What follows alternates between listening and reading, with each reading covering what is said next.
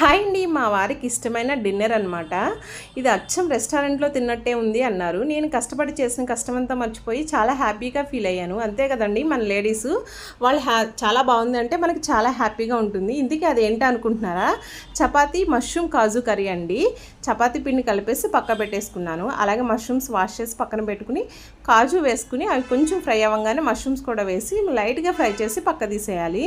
అదే ఆయిల్లోకి ఒక ఉల్లిపాయ 2 పచ్చిమిర్చి వేసి వేపుతూ ఉండాలి. దీంట్లో మసాలా ఇంపార్టెంట్ అండి. ఈ మసాలా చక్కగా రెడీ చేసుకున్నాను. ఇది రెడీ అవ్వగానే వేగుతున్న ఉల్లిపాయల్లో వేసేసి ఉప్పు పసుపు వేసి మంచిగా ఆయిల్ పైకి తేలే వరకు ఫ్రై చేసుకుని ఫ్రై అయిన కాజు మష్రూమ్స్ వేసేసి తగినంత కారం వేసి వాటర్ వేసి అలాగే కొంచెం కొత్తిమీర వేసేసి ఉడకపెడుతూ ఉండాలి.